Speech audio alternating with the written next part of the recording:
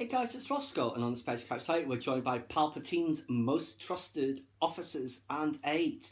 Obviously the most trusted to a certain point, because there's never that much trust between Sith, is his apprentice Darth Vader.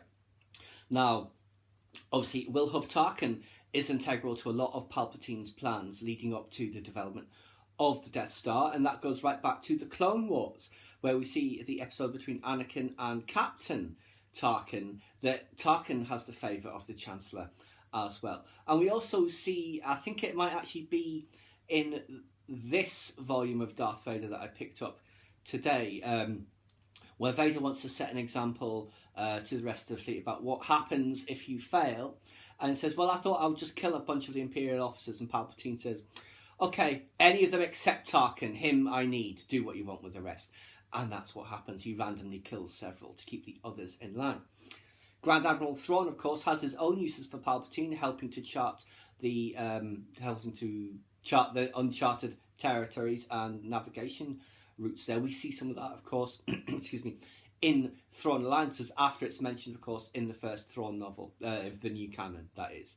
And obviously, he worked with Anakin, as he worked with Anakin, and they both worked with Vader, and they've both worked with each other, which we have seen, of course, in Rebels, and I assume in other parts of the canon as well.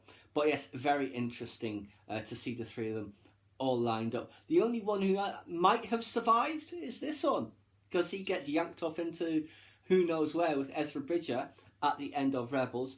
He turns on his master at the very end and kills him during the Battle of Endor. And he would have been killed by Emperor Palpatine for the destruction of the first Death Star had he not been killed in it himself. But yes, he was getting too big for his boots, apparently, was Governor Tarkin. And I doubt he ever wanted to be Emperor or anything like that. That was kind of like, he wasn't interested in that. He's just interested in power and might. The Tarkin doctrine, of course, might and power through fear and overwhelming military force. But yes, it's great to see the three of them together. I thought about including Director Krennic in this lineup, but then I thought, nah. He does not rise to the level that these three do. Obviously, like I said, Governor of the Outer Rim, Sith Apprentice, Grand Admiral.